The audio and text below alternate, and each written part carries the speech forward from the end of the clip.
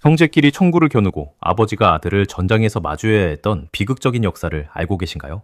결론부터 말씀드리면 미국 남북전쟁 당시 약 30만 명의 가족이 서로 다른 진영에서 싸웠습니다. 오늘 이 영상에서는 전쟁보다 잔인했던 혈육 간의 비극, 그 실제 기록들을 낱낱이 파헤쳐보겠습니다. 끝까지 시청하시면 역사가 숨긴 가장 아픈 조각을 마주하게 될 겁니다. 본격적인 이야기에 앞서 구독과 좋아요 한 번씩만 부탁드릴게요.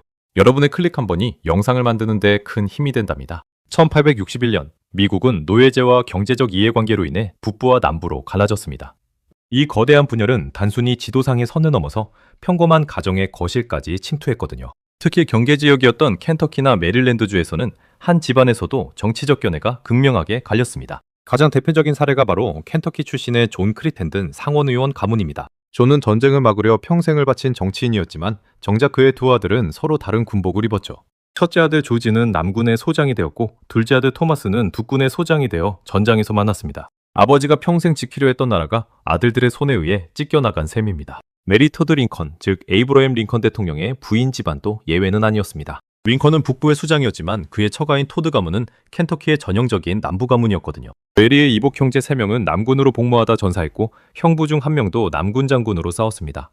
제각권 안에서 영부인이 남군의 승리를 위해 기도한다는 악의적인 루머가 돌았던 이유도 여기에 있었습니다. 전쟁 초기에는 설마 우리가 진짜 서로를 죽이겠어? 라는 안일한 생각도 있었다고 하더라고요. 하지만 전투가 격렬해지면서 비극은 현실이 되었습니다. 1862년 폰트로열 전투에서는 노스캐롤라이나 출신의 형제가 각각 북군과 남군 소속으로 포로와 감시병으로 만나는 사건이 발생했습니다. 동생이 포로로 잡혀온 청년을 검사하다가 형의 얼굴을 확인했을 때 그 심정이 어땠을까요? 잠깐, 여기서 더 충격적인 기록이 있습니다. 단순히 형제뿐만 아니라 아버지와 아들이 싸운 경우도 허다했거든요.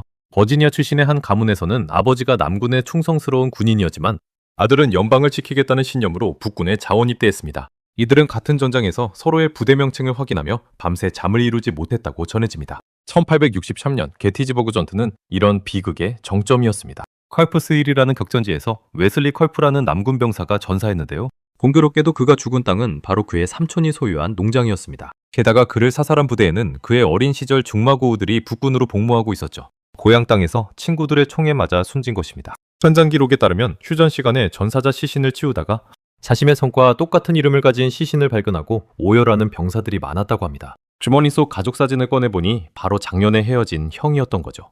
전쟁의 참혹함은 적을 죽이는 것이 아니라 내가 사랑하는 사람을 적군으로 규정해야 한다는 데 있었습니다. 이런 현상은 당시 신문에서도 형제 대 형제의 전쟁이라는 표현으로 자주 다뤄졌습니다. 하지만 언론의 자극적인 제목 뒤에는 찢어진 가족들의 피눈물이 흐르고 있었네요. 전쟁이 끝난 후에도 이들의 상처는 쉽게 아물지 않았습니다. 살아남은 형제가 집으로 돌아왔을 때 바른 아들을 잃은 부모님은 그를 환영해야 할지 원망해야 할지 갈팡질팡해야 했으니까요. 여기서 우리가 주목해야 할 포인트가 있습니다. 이들은 왜 가족을 등지면서까지 서로 다른 길을 택했을까요? 단순히 돈 때문은 아니었습니다. 각자가 믿는 정의와 신념이 가족이라는 천륜보다 앞섰던 시대적 광기가 있었거든요. 북군은 연방의 통합과 자유를, 남군은 주의 권리와 전통적인 삶의 방식을 포기할 수 없었던 겁니다. 역사가들은 남북전쟁을 미국 역사상 가장 잔인한 전쟁으로 꼽습니다. 외부의 적이 아니라 내부의 적, 심지어 나의 혈육과 싸워야 했기 때문이죠. 약 62만 명의 사망자 중 상당수가 이런 복잡한 가정사를 품고 차가운 땅에 묻혔습니다. 정전 후 링컨 대통령은 누구에게도 악의를 갖지 말고 모두에게 자애를 베푸자며 화해를 강조했습니다. 하지만 무너진 가정의 신뢰를 회복하는 데는 수십 년의 세월이 필요했답니다. 어떤 가족은 수십 년간 명절에도 서로 말에 섞지 않았고 제사도 따로 지냈다는 기록이 남아있더라고요. 이 비극적인 기록들을 통해 우리는 무엇을 배워야 할까요? 신념의 차이가 증오로 변할 때 가장 먼저 파괴되는 것은 가장 소중한 사람들과의 관계라는 점입니다. 오늘날 우리 사회의 갈등도 한 번쯤 돌아보게 만드는 대목이 아닐까 싶네요. 이야기를 정리해 보겠습니다. 미국 남북전쟁은 단순히 북부와 남부의 전쟁이 아니었습니다. 그것은 한 가족의 아침 식탁이 전쟁터로 변한 비극이었고 형제의 심장에 총을 겨누어야 했던 인간 존엄성의 시험대였습니다. 30만 건의 가족 분열 사례는 숫자로 다 표현할 수 없는 슬픔을 담고 있습니다. 오늘 준비한 역사 속 비극적인 가족 이야기는 여기까지입니다.